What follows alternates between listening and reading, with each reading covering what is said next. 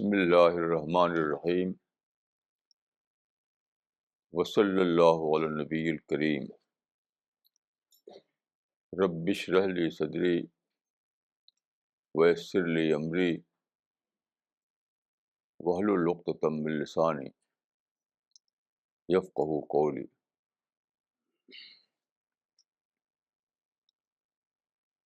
آج کا یہ ٹاپک ہے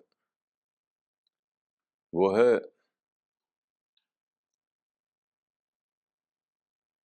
اجتہادی حل اور کریٹیو سلوشن اور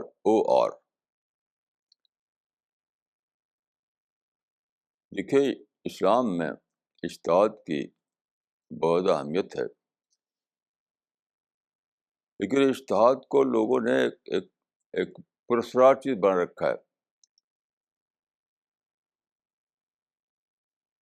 ہرگز اس اجتہاد کوئی مسٹیریس چیز نہیں ہے، وہ وہی چیز ہے جس کو آج کل کہا جاتا ہے کریٹیو سلوشن۔ آج کل دیکھیے، جب سے کمپیوٹر آیا ہے اور ماڈرن ڈیجیٹل ایج آیا ہے، تو ایک لفظ بہت استعمال ہوتا ہے، ایک ٹرم، اس کو کہتے ہیں کریٹیو سلوشن۔ اس پر بہت کتابیں لکھی گئی ہیں، اسی کے نام پر بہت سی کمپنیاں ہیں، بہت سی ویب سائٹ ہیں۔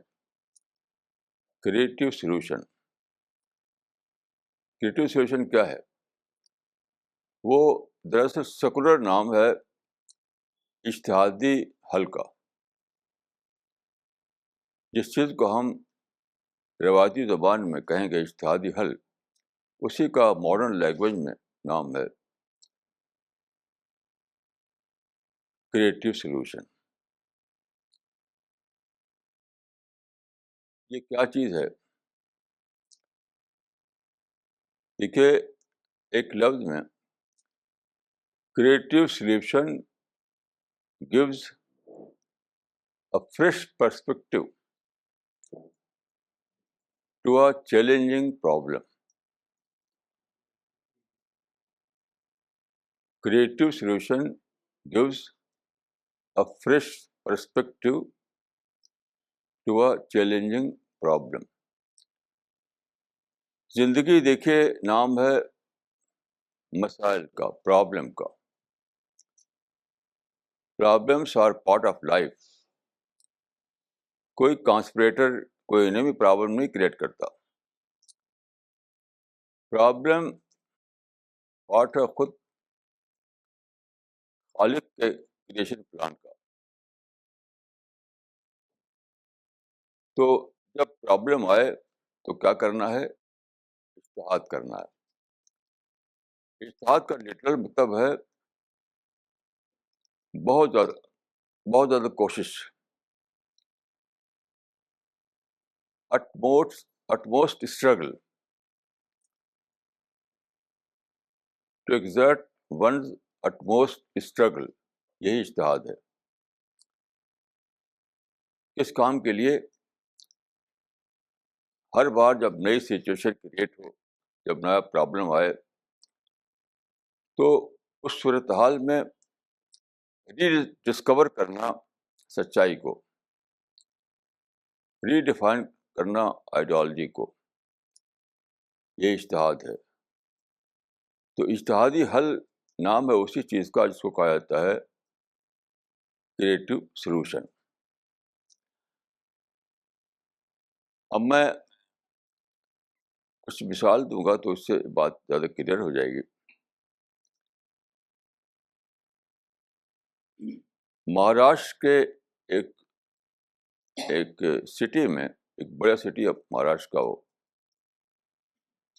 وہاں پر ایک پرابلم کریٹ ہوا۔ وہاں پر آپ جانتے ہیں کہ مہاراشٹر میں بڑے دھوم سے نکالا جاتا ہے گنیش چترتھی کا پروسیشن، جلوس۔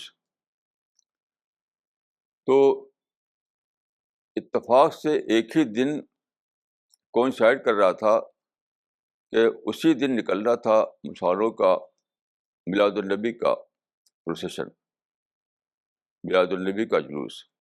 اور ٹھیک اسی دن نکلنا تھا گنیش چترتھی کا پروسیشن، دونوں کوئنسائڈ کر رہے تھے. تو یہ یقینی تھا کہ کہیں نہ کہیں ٹکراؤ ہو جائے گا، اور پھر کیا ہوگا؟ بلڈ شیڈ ہوگا، لوگ جلائے پھونکیں گے، مال اور جان کا نقصان ہوگا. بالکل نیئرلی سرٹن تھا یہ. تو پونا کے یہ واقعہ پونا کا ہے، کئی سال پہلے کا. کچھ سمجھدار مسلمان ایک مسجد میں اکٹھا ہوئے، اس میں ہمارے رسالہ قاری بھی تھے. تو انہوں نے سوچنے کے بعد یہ طے کیا کہ ہم اپنے میلاد النبی کے جلوس کی جو ڈیٹ ہے بدل دیتے ہیں. یعنی آج ہے گنیش چترتھی کا جلوس، تو کل ہم نکالیں گے میلاد النبی کا جلوس. ایسا انہوں نے ڈیسائیڈ کیا اور مسلمانوں میں اعلان کر دیا، اور پھر ایسے ہی کیا گیا. Then all the problem was solved. There was no riot, no bloodshed, nothing. یہ ہے کریٹو سولوشن.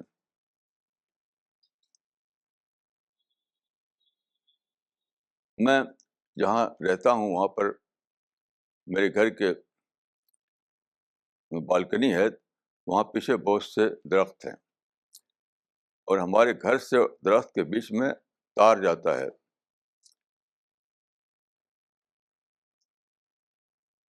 وائر. تو اس پر گلہریاں دوڑتی رہتی ہیں، ادھر سے ادھر ادھر سے ادھر. ایک روز میں نے دیکھا کہ ایک واقعہ ہوا کہ ایک تار جو اب یہاں ادھر سے ادھر تار جا رہا ہے، وائر. اس وائر پر ادھر سے ایک گلہری آ رہی ہے اور ادھر سے بھی ایک گلہری چلی. تو اب دونوں کا ٹکراؤ ہونا طے تھا. تو میں نے دیکھا کہ فوراً ایک گلہری نیچے لڑ گئی، تار کے نیچے لڑ گئی. جب ایک گلہری چلی گئی تو پھر اوپر آ گئی. یہ ہے creative solution of a problem. یہ لا آف نیچر ہے. سارے انیمل ورلڈ میں یہی ہوتا ہے. شیر بھی یہی کرتا ہے، ایلیفینٹ بھی یہی کرتے ہیں. آپ کبھی دیکھیے ٹی وی پر کہ کیسے عجیب غریب طور پر سارے انیمل کسی کریٹو سولوشن کو اپنائے ہوئے ہیں. تو وہ کرتے ہیں بائی انسٹنکٹ. انسٹنکٹ سے کنٹرول ہوتے ہیں تمام انیمل. انسٹنکٹ کہتے ہیں اردو میں جبلت. اور انسان جو ہے مائنڈ سے کنٹرول ہوتا ہے، سوچ کر کرتا ہے. تو جو کام جو میں نے واقعہ بتایا، ان مسلمانوں نے جو کام کیا سوچ کر کے، وہ کام انیبل کرتے ہیں اپنی انسٹنکٹ کے تحت. یہ ہے راز زندگی کی کامیابی کا. جب کوئی قوم اجتہاد کی صفت کھو دے تو کیا ہوگا؟ کوئی دوسرا فارمولا، کوئی بھی دوسرا طریقہ اس کو کامیاب کرنے والا نہیں ہے. کیونکہ دیکھیے پرابلم ختم نہیں ہوں گے، چیلنج ختم نہیں ہوں گے، مسائل ختم نہیں ہوں گے، تو آپ کیا کریں گے؟ آپ ٹکرائیں گے. پھر کیا ہوگا؟ بلڈ شیڈ ہوگا، جانیں جائیں گی، مال کا نقصان ہوگا. جیسے فلسطین میں ساری مسلم دنیا انوالو ہے، عرب دنیا ڈائریکٹ طور پر، بقیہ مسلمان انڈائریکٹ طور پر. 1948 سے یہ مسئلہ ہے، اور اب تک تقریباً $10 ٹریلین خرچ ہو چکا اس کے اوپر مسلمانوں کا. $10 ٹریلین، مور دین $10 ٹریلین. اور کیا کیا نقصانات ہوئے آپ جانتے ہیں کہ مسئلہ وہیں ہے، بلکہ الٹا نقصان مسلمانوں کو ہو رہا ہے. کیوں ہو رہا ہے؟ وہ اس مسئلے میں کریٹو سولوشن دریافت نہ کر سکے. اجتہادی حل دریافت نہ کر سکے. اجتہاد کی اہمیت اتنی زیادہ ہے کہ صحیح بخاری میں ایک روایت ہے جس میں کہا گیا ہے، رسول اللہ صلی اللہ علیہ وسلم نے فرمایا کہ تم اجتہاد کرو. اجتہاد پر یعنی انکریج کیا گیا ہے. اگر تمہارا اجتہاد صحیح ہوا تو تم کو ڈبل ثواب ملے گا، اور اگر تم نے اجتہاد میں خطا کر دی، غلطی ہو گئی، تب بھی تم کو ایک ثواب ملے گا. اس کا مطلب ہے کہ رسول اللہ نے آخری حد تک انکریج کیا کہ خوب اجتہاد کرو، خوب اجتہاد کرو، یہ ڈرے بغیر کہیں غلطی نہ ہو جائے. کیوں؟ اس لیے کہ اجتہاد کے بغیر زندگی، جس کو کہتے ہیں انگریزی میں بلائنڈ ایلی، بند راستہ بن جائے گی. تو یہ اجتہاد یا کریٹو سولوشن، یہ خدا کے دین کا ایک ایسا پارٹ ہے جو ہمیشہ تاریخ میں جاری رہا ہے تمام پیغمبروں کے یہاں. میں آپ کو چند ایک مثال دوں گا اس کو واضح کرنے کے لیے. دیکھیے، بنی اسرائیل میں ان رسول اللہ صلی اللہ علیہ وسلم سے پہلے ایک نبی پیدا ہوئے تھے جن کا نام ہے ایوب. بائبل میں اس کو جاب کہا گیا ہے، JOB. یہ ایسٹرن عربیہ میں کسی مقام پر تھے وہ. تو ان کو کوئی بیماری لگ گئی، بہت لمبی بیماری. بیماری میں ایسا ہوا کہ اپنی بیوی سے ناراض ہو گئے کسی موقع پر. ان کا کہ میں تم کو 100 لکڑی ماروں گا اچھا ہونے کے بعد. جب اچھا ہو جاؤں گا تم کو لکڑی سے 100 لکڑی ماروں گا. اچھا، اس کے بعد اللہ نے ان کو اچھا کر دیا. تو اب جب ان کو اب اچھے ہو گئے اور نارمل ہو گئے، نارمل، تو ان کو یہ بات ٹھیک نہیں لگی کہ میں اپنی بیوی کو جو اتنی خدمت کیا اس نے میرا، اس کو 100 لکڑی ماروں. تو قرآن میں اور بائبل میں دونوں میں ایک قصہ ہے، آپ پڑھ سکتے ہیں. اس وقت اللہ تعالیٰ نے انہیں ایک کریٹو سولوشن بتایا. کریٹو سولوشن وہ کیا کہ ایک جھاڑو لے لو، جھاڑو، اس میں 100 سینک ہو، اور ایک بار اس کو ایسے مار دو تو وہ 100 بار جو مارنے کی بات ہے وہ پوری ہو جائے گی. That was a creative solution. کتنا بیوٹیفل سولوشن ہے یہ. انہوں نے قسم کھا لیا تھا کہ میں قسم کھاتا ہوں کہ تم کو ماروں گا میں. تو قسم بھی پوری ہو گئی اور کوئی نیا پرابلم کریٹ نہیں ہوا. ایک بہت ہی بیوٹیفل مثال ہے قرآن میں اور بائبل میں اس بات کو جاننے کے لیے what is creative solution, what is اجتہادی حل. ایسے دیکھیے، میں آپ کو ایک اور مثال دیتا ہوں رسول اللہ کے زمانے کی. ہجرت کے بعد جب رسول اللہ مدینے میں تھے تو مدینے سے کچھ فاصلے پر بنو قریظہ کی آبادیاں تھیں. انہوں نے وہاں پر ایک پرانے طرز کا قلعہ ہوا کرتا تھا، وہ بنا لیا وہاں پر. تو ایک مرتبہ رسول اللہ صلی اللہ علیہ وسلم نے، یہ صلح حدیبیہ کے بعد کا واقعہ ہے، یہ صحابہ کا ایک دستہ بھیجا مدینہ سے قریظہ کی بستیوں کی طرف. ظہر بعد آپ نے بھیجا تھا ان کو، ظہر کی نماز کے بعد،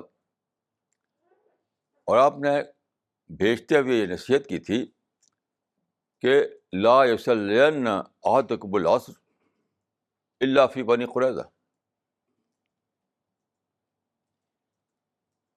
لا یصلین احدکم العصر الا فی بنی قریظہ. اس کا ترجمہ یہ ہے کہ تم میں سے کوئی شخص ہرگز عصر کی نماز نہ پڑھے اس وقت تک جب تک کہ وہ بنو قریظہ کی بستی میں نہ پہنچ جائے. گویا تاکیدی نصیحت تھی، تاکیدی.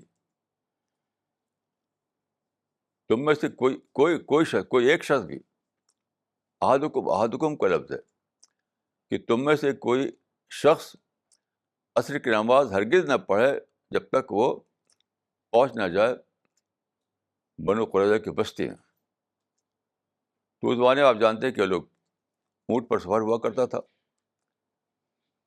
تو آگے جب چلے تو لگا کہ سورج تو سرخی آ گئی سورج میں، بہت جلد غروب ہو جائے گا. تو انہوں نے اندازہ کیا کہ اگر ہم چلتے رہیں بنو قریظہ کی بستی تک پہنچنے کا انتظار کریں تو اس وقت سورج ڈوب چکا ہوگا، یعنی سن سیٹ ہو چکا ہوگا. سن سیٹ کا مطلب یہ ہے کہ عصر کی نماز کا وقت ختم. تو صحابہ میں سے کچھ لوگوں نے لٹرل طور پر لیا، وہ چلتے ہی رہے، چلتے رہے. کچھ لوگوں نے کہا کہ نہیں، ہم پہلے نماز پڑھ لیتے ہیں وقت کے اندر. تو انہوں نے بیچ میں رک کر کے نماز پڑھی. اب دیکھیے کہ یہ جو نماز پڑھ لی بیچ میں، تو اب لٹرل طور پر اگر دیکھیے تو رسول اللہ کا جو ڈائریکشن تھا اس کے بالکل خلاف تھا یہ کہ بنو قریظہ کی بستی میں پہنچنے سے پہلے نماز پڑھ لینا. لیکن انہوں نے کیسے اس کو ایکسپلین کیا؟ جن لوگوں نے پہلے نماز پڑھ لی انہوں نے اس کو ایکسپلین اس طرح کیا کہ انہوں نے کہا کہ انما اراد تعجیل السیر. رسول اللہ نے جب ایسا کہا تھا تو آپ کا مطلب یہ تھا کہ تم تیز چل کر جاؤ. یہ مطلب یہ نہیں تھا کہ بنو قریظہ کے بستی میں جا کر ہی نماز پڑھنا، یہ مطلب نہیں تھا. مطلب تھا کہ خوب تیز تیز چل کر روانہ ہو، سفر تیزی سے کرو. انما اراد تعجیل السیر. کتنا بیوٹیفل ایگزامپل ہے اس بات کا کہ کیسے جب کوئی کرائسس پیدا ہو، کوئی نیا پرابلم پیدا ہو، تو آپ اجتہاد کر کے ایک کریٹیو سلوشن دریافت کریں. Creative solution. تو یہ جو کیا صحابہ نے، یہ انحراف نہیں تھا، یہ رسول اللہ کے حکم کو چھوڑنا نہیں تھا، رسول اللہ کے حکم کی ری ڈیفینیشن دینا تھا. انہوں نے رسول اللہ کے حکم کو ری ڈیفائن کیا. یہ ہے اجتہاد. اس اجتہاد کے بغیر زندگی گاڑی رک جائے گی، بلائنڈ ایلی میں پھنس جائیں گے آپ اجتہاد کے بغیر. کیونکہ زندگی ہر بار چینجز آتے ہیں، بار بار نئے پرابلم آتے ہیں، نئے نئے چیلنجز. تو اگر آپ بد جائیں کچھ اپنے بنا ہوئے اصولوں کے تحت تو کیا ہوگا؟ آپ کی گاڑی کسی بلائنڈ ایلی میں پھنس جائے گی. تو ہر لمحہ ضرورت ہے اجتہاد کی، ہر لمحہ ضرورت ہے ری ڈیفائن کرنے کی، ہر لمحہ ضرورت ہے ری ایکسپلین کرنے کی، ہر لمحہ ضرورت ہے کوئی کریٹیو سولوشن دریافت کرنے کی. اب آپ ایک اور مثال لیجیے. رسول اللہ صلی اللہ علیہ وسلم نے، آپ جانتے ہیں کہ مکہ میں اپنی دعوت شروع کی 610 عیسوی میں، 610 AD میں. اس وقت وہاں پر مشرک لوگ ہوا کرتے تھے، ان کا وہی ڈومینیٹ کر رہے تھے، وہی انہیں کے قبضے میں سب کچھ تھا. تو وہ آپ کے سخت مخالف بن گئے، بہت زیادہ اپوز کرنے لگے، یہاں تک کہ وہ ظلم کرنے لگے، مار پیٹ بھی کیا انہوں نے. یہاں تک کہ انہوں نے یہ طے کیا کہ رسول اور ان کے ساتھی یا تو مکہ چھوڑیں، نہیں تو ہم ان کو قتل کر دیں گے. ان کی ٹرائبل پارلیمنٹ ہوا کرتی تھی، دارالندوہ. دارالندوہ میں انہوں نے یہ کنسنسس کے ساتھ یہ فیصلہ لیا کہ محمد اور ان کے ساتھی یا تو چھوڑیں مکہ، نہیں تو ہم کو قتل کر دیں گے.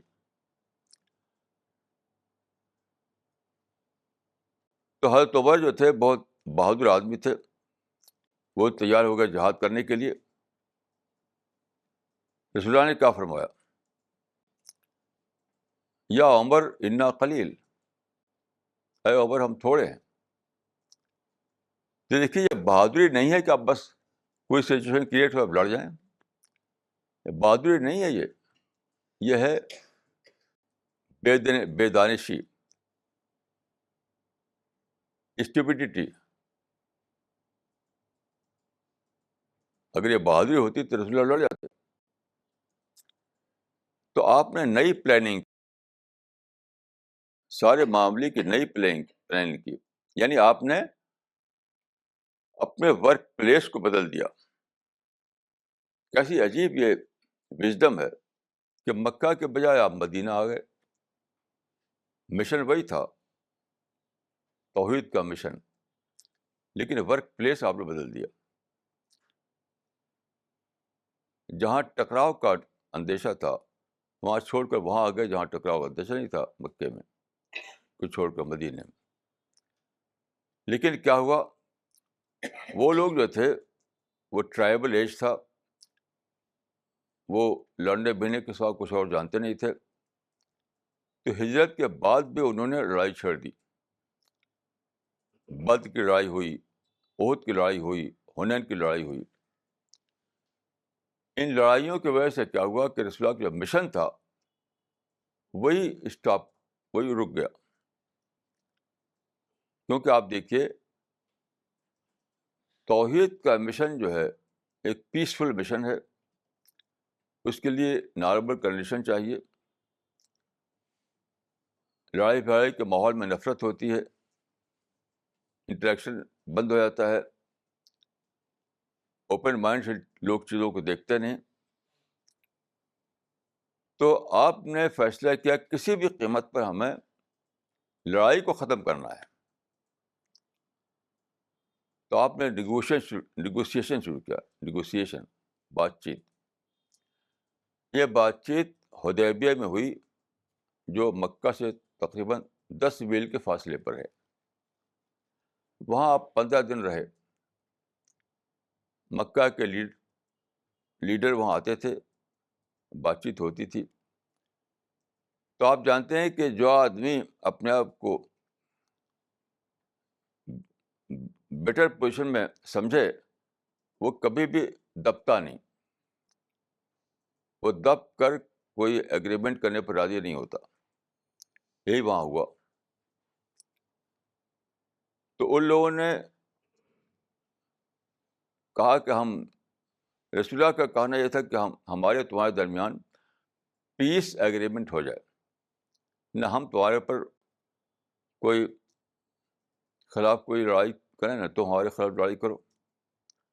پیس ایگریمنٹ، بس یہ تھا رسول اللہ صلی اللہ علیہ وسلم کا. انہوں نے کہا کہ ہم پیس ایگریمنٹ جب کریں گے جہاں ہماری کنڈیشن کو مانیں آپ، نہیں تو نہیں کریں گے. یہ انسان کی سائیکالوجی ہے کہ جو اسٹرانگ پوزیشن میں ہوتا ہے وہ ہمیشہ اپنی شرطوں کو منوانا چاہتا ہے. یہی وہاں ہوا. تو 15 دن تک بات چیت چلتی رہی. وہ لوگ راضی نہیں ہوئے کہ اپنی شرطوں کو چھوڑیں. بالکل ایک طرفہ شرط ہے، یونیلیٹرل کنڈیشنز تھی سب ان کی.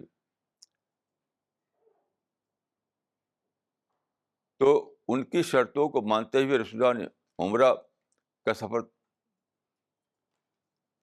پوسٹ پون کر دیا. آپ عمرہ کے لیے مکہ نہیں گئے. پیپر پر جو لکھا گیا تھا وہ رسول اللہ کا لفظ، اس کو مٹا دیا آپ نے اپنے ہاتھ سے. ابو جلدل کو لوٹا دیا، زنجیر میں بندھے ہوئے تھے وہ. اور سے کتنے سارے واقعات ہوئے. تو ان کی ساری مانگیں، ان کی ساری کنڈیشنز کو یونیلیٹرل طور پر آپ نے مان لیا. کیوں؟ صرف اس لیے کہ پیس ایگریمنٹ ہو جائے. پیس ایگریمنٹ کا مطلب کیا ہے؟ اس کا مطلب ہے نارملائزیشن آف سچویشن، صورتحال کو معدل بنانا. یہ ہے پیس کا مطلب. کیونکہ نارمل سچویشن میں یا معدل حالات ہی میں دعوت کا کام ہوتا ہے. تو آپ چاہتے تھے کہ سچویشن کو نارملائز کریں، تو ہر پرائز دینے کے تیار ہو گئے آپ، ہر پرائز. تو جب اگریمنٹ پورا ہوا، دونوں طرف اس پہ سائن ہو گئے، تو قرآن میں یہ آیت اتری کہ انا فتحنا لک فتحا مبینا، کہ ہم نے تم کو کلیئر وکٹری دے دی. صحابہ بہت اس پر بے چین ہوئے. ان کا کیا یہ فتح ہے؟ یہ تو ہیومیلیشن ہے. ان کی شرطوں کو مان لیا ہم نے، یہ فتح کہاں ہے؟ یہ ہیومیلیٹنگ ڈیفیٹ ہے. تو لیکن رسول اللہ نے کہا کہ نہیں یہ فتح ہے، اللہ تعالیٰ نے کہا کہ نہیں فتح ہے. کیوں؟ رسول اللہ نے اس کو دیکھا ان ٹرمس آف ریزلٹ. بوقت معاہدہ لگتا تھا کہ یہ تو فتح نہیں ہے، لیکن باعتبار نتیجہ ان ٹرمس آف ریزلٹ وہ فتح تھی. یہ ہے کریٹو سولوشن، کہ کسی چیز کو آپ پریزنٹ کے اعتبار سے نہ دیکھیں، فیوچر کے اعتبار سے دیکھیں. کیونکہ جب دونوں فریق کے درمیان نارمل تعلقات ہو گئے، انٹریکشن بڑھ گیا، پیسفل طریقے سے ملنا جلنا ہو گیا، قرآن لوگوں تک پہنچایا جانے لگا، لوگوں کو اسلام کا انٹروڈکشن ہونے لگا بالکل نارمل حالات میں، تو ان کی نیچر کو اسلام ایڈریس کرنے لگا. یعنی یہ جو چھپا ہوا پہلو تھا کہ جیسے ہی اوپن ڈسکشن ہوگا، انٹریکشن ہوگا، تو اسلام ان کے مائنڈ کو ایڈریس کرنے لگے گا. تو بغیر فوج کے وہ ہتھیار ڈال دیں گے. چونچہ 2 سال کے اندر کیا ہوا کہ بہت بڑی تعداد میں لوگ اسلام میں داخل ہو گئے، اور دھیرے دھیرے پورا عرب اسلامائز ہو گیا. یہ کیا تھا؟ یہ تھا میریکل کریٹو سولوشن کا، اجتہادی حل کا. تو اجتہادی حل ہمیشہ ایسا ہوتا ہے کہ وہ فیوچر کو دیکھ کر کیا آتا ہے، پریزنٹ کو دیکھ کر نہیں. ہمیشہ کریٹو سولوشن جو ہے وہ فیوچر کو دیکھ کر ہوتا ہے، فیوچر بیسڈ ہوتا ہے. لوگ چونکہ پریزنٹ پھنسے ہوئے رہتے ہیں، یہ سمجھ نہیں پاتے. تو ایک کتنا بڑا یہ کتنی بڑی مثال ہے کہ ورک پلیس کو بدلنا، فریق ثانی کی شرطوں کو مان کر صورتحال کو نارملائز کرنا، کسی بھی قیمت پر وار کو ختم کر کے پیس لانا، یہ سب دین حق کے لیے عین مفید ہے. جب ایسا ہوگا تو وہ اس کا فائدہ دین حق کو ملے گا.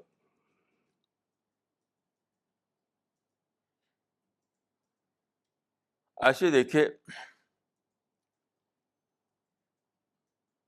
رسول اللہ کی وفات کے بعد وہاں پر ایک جس کو کہتے ہیں سول وار، آپس کی جنگ پیدا ہوئی. یہ ابن زبیر اور حجاج کے درمیان تھی. حجاج جو کہ بنی امیہ کے گورنر کا نام تھا. تو اس دور میں ایک صحابی تھے حضرت عبداللہ ابن عمر، وہ اس میں شریک نہیں تھے. دونوں طرف سے تلوار چل رہی تھی، دونوں طرف لڑائیاں ہو رہی تھی. تو وہ اپنے گھر میں تھے، تو ایک بار کچھ مسلمان ان کے پاس آئے، انہوں نے کہا کہ آپ گھر میں بیٹھے ہیں اور یہاں حق و باطل کی جنگ ہو رہی ہے، اس میں آپ کیوں شریک ہوتے ہیں؟ تو انہوں نے کہا کہ یہ حق و باطل کی جنگ نہیں ہے. تو ان لوگوں نے قرآن کی آیت پڑھی کہ وَقَاتِلُوهُمْ حَتَّىٰ لَا تَكُونَ فِتْنَةٌ وَيَكُونَ الدِّينُ كُلُّهُ لِلَّهِ. یعنی فتنہ کو ختم کر لیے لڑائی کرو. تو حضرت عبداللہ نے کہا کہ فتنہ تو ختم ہو چکا، قد فعلنا، وہ تو ہم نے ختم کر دیا، اب تو تم پھر سے فتنہ پیدا کر رہے ہو.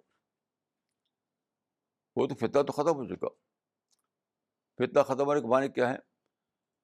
اصل جو مقصود تھا جس کی وجہ سے ٹکراؤ پیش آیا تھا وہ تھا یعنی ریلیجس فریڈم، مذہب کی آزادی، دعوت اللہ کی آزادی. وہ ہو گیا، اب کوئی رکاوٹ نہیں ہے. وہ طاقتیں اب ختم ہو گئیں جو رکاوٹ ڈالتی تھی، جن کے بارے میں قرآن میں آیا کہ افرأیت الذی ینہی عبدا اذا صلی، کہ دیکھو ان لوگوں کو کہ نماز پڑھتا ہے ہمارا بندہ کعبہ میں، تو روکتے ہیں اس کو. تو وہ لوگ ختم ہو گئے. اب کون آپ کو نماز پڑھنے سے روکتا ہے؟ اب کون آپ کو دعوت اللہ کا کام کرنے سے روکتا ہے؟ اب کون آپ کو قرآن پھیلانے سے روکتا ہے؟ تو فتنہ تو ختم ہو گیا. اب جو تم کر رہے ہو تو پھر سے فتنہ کو زندہ کر رہے ہو.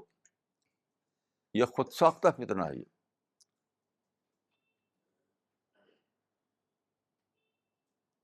تو وہ لوگ جو ہے اس کو سمجھ نہیں پاتے کہ فتنہ ختم کرنے کا مطلب کیا ہے.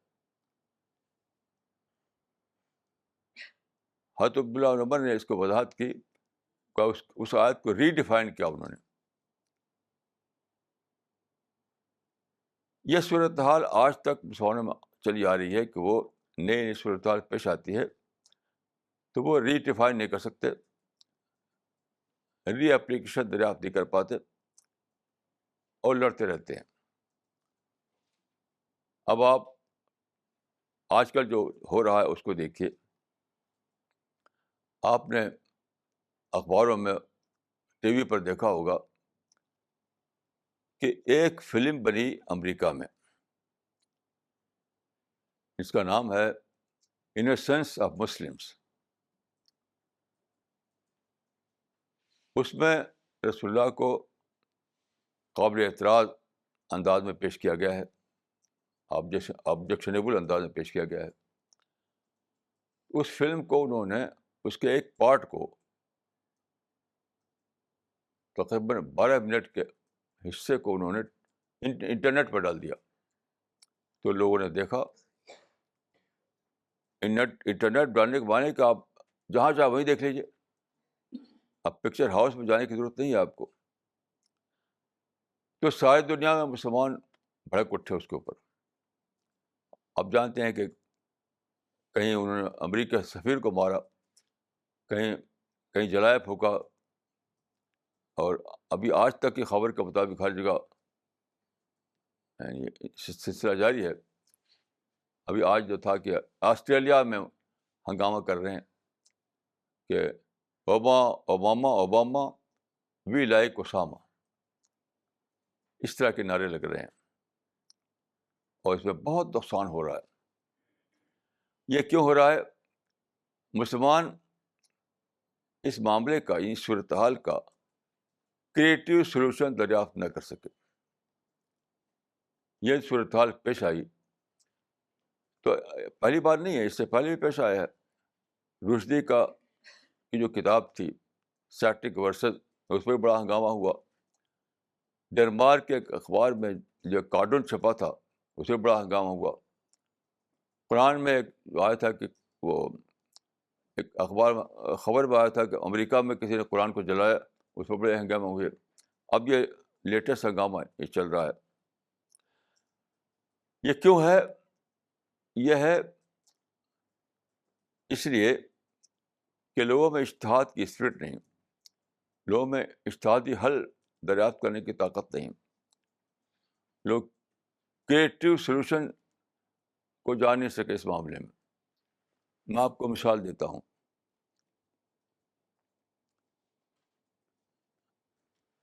دیکھیے جب چھپی تھی سلمان رشدی کی کتاب اسٹیٹک ورسز،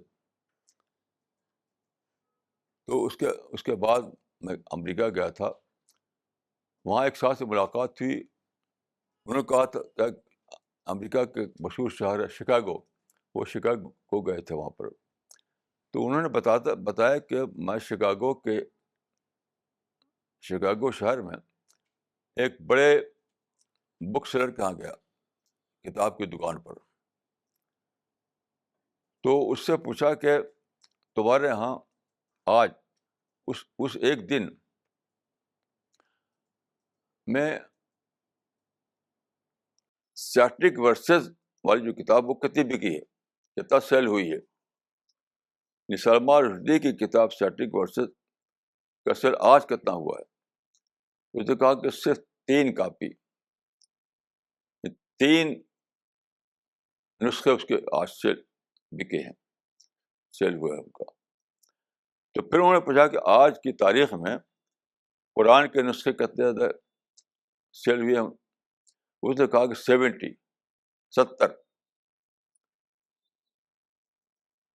اب دیکھیے کہ ایسا کیوں ہوا. دیکھیے ہر ایسا واقعہ کیا کرتا ہے، ان ٹرمز آف رزلٹ ہمارے لیے ایک بہت بڑا اپرچونیٹی لاتا ہے. وہ کیا؟ لوگوں کے اندر تجسس آتا ہے، کیوریاسٹی آتی ہے. وہ جاننا چاہتے ہیں کہ بھئی یہ کیا چیز ہے، کیا معاملہ ہے. تو وہ جو کیوریاسٹی پیدا ہوتی ہے وہ ہم کو دعوت کا موقع دیتی ہے. چنانچہ جب سیاٹرک ورسز چھپی تو لوگوں کے اندر یہ تجسس آیا، یہ کیوریاسٹی آئی کہ بھئی کیا معاملہ ہے، یہ کیسی کتاب ہے یہ. تو گئے ڈھونڈنے کے لیے ادھر ادھر. تو اس ایک دکان پر سیاٹرک ورسز والے کو خریدنے والے اگر 3 آئے تھے تو قرآن کو خریدنے والے 70 آئے. اس سے اندازہ ہوتا ہے کہ تجسس کا کی مقدار پرابلم سے زیادہ ہوتی ہے. کیسی عجیب بات ہے. جتنا آپ پرابلم کریٹ کریں گے اس سے بہت زیادہ اپرچونیٹی پیدا ہوگی. تو میں نے کہا کہ دیکھیے مسلمانوں نے بہت ہنگامہ کیا، کتنے لوگ اس میں مرے تھے، کتنا نقصان ہوا تھا. اور آج تک سلمان رشدی کا کچھ نقصان نہیں ہوا. وہ اس کی کتاب خوب بکی، اس کے ترجمے میں بھی اس کا کوئی نقصان نہیں ہوا. اس کو اور زیادہ شہرت حاصل ہو گئی. تو میں نے کہا کہ مسلمان سلمان رشدی کی کتاب چھپنے کے بعد صرف ایک کام کرتے اگر خاموشی سے، بالکل بغیر کسی شور کے، کہ وہ قرآن کے انگلش ٹرانسلیشن بہت اچھا چھپوا کر کے تمام دکانوں پہ جا کے رکھ دیتے. وہ دکاندار اس کہتے کہ بھی اس کو رکھو، جتنا بکے گی اس کا حساب کر دینا، باقی ہم واپس لے لیں گے، تمہارا اس میں کوئی نقصان نہیں ہے. تو بے شمار لوگ گئے ہوں گے دکانوں پر اور وہاں پہ انہوں نے قرآن نہیں پایا ہوگا، کہیں پایا ہوگا تو وہ خریدا ہوں جا کر کے انہوں نے. تو اگر یہ ہر دکان پر قرآن رکھ دیتے ہیں لوگ تو بے شمار نسخے قرآن کے لوگوں تک پہنچ جاتے. اور سلمان رشدی کی کتاب بالواسطہ انداز میں، انڈائریکٹ وے میں قرآن کی اشاعت کا ذریعہ بن جاتی.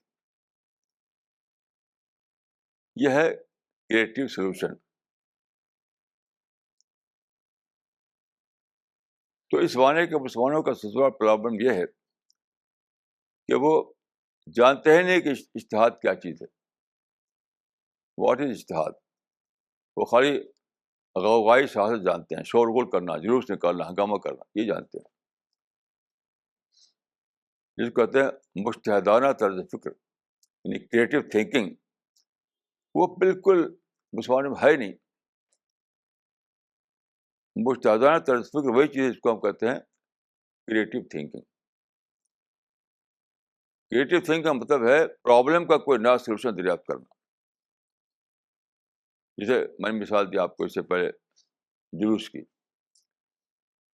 تو پرابلم کا کوئی نیا سولوشن زیادہ ورک کرنے والا ہو, زیادہ ورکیبل سولوشن دریافت کرنا, یہی ہے اجتہاد.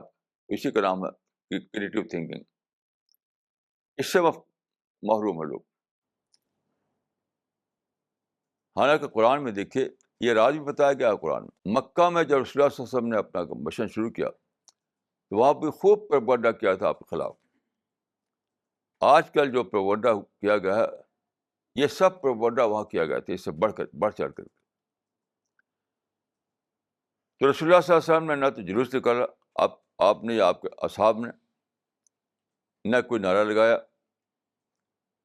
کچھ بھی نہیں, نہ کوئی ریئیکشن دکھایا. قرآن میں یہ آیت اتری وَرَفَعْنَا لَكَ ذِكْرَكَ,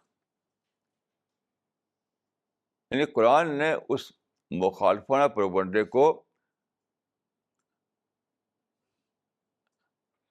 پبلسٹی کا نام دے دیا. پبلسٹی, یہ تمہاری پبلسٹی ہو رہی ہے فری میں. لوگوں کے اندر تشدد بڑھ رہا ہے, لوگوں کے اندر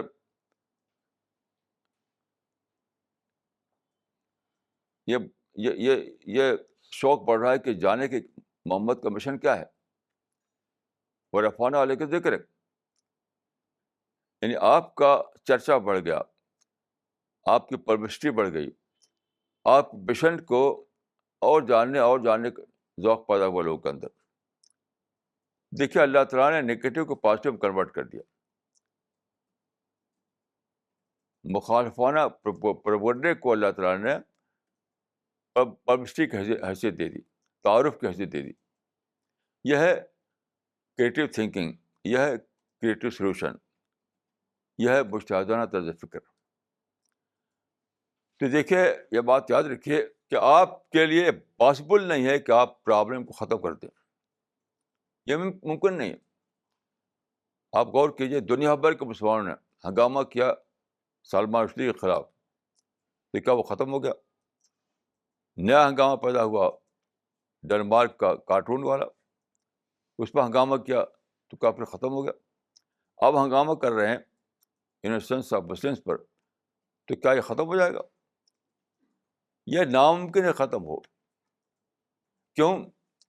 بہت بڑی غلطی یہ ہے کہ لوگ سمجھتے ہیں کہ یہ کانسپریسی کا نتیجہ ہے, یہ کسی دشمنی کا نتیجہ ہے. ہرگز نہیں. یہ اللہ کے دیے ہوئے آزادی کا مس یوز ہے. It is a phenomena of misuse of freedom. اور فریڈم کس نے دیا ہے؟ اللہ نے دیا ہے. فمن شاء فلیؤمن ومن شاء فلیکفر.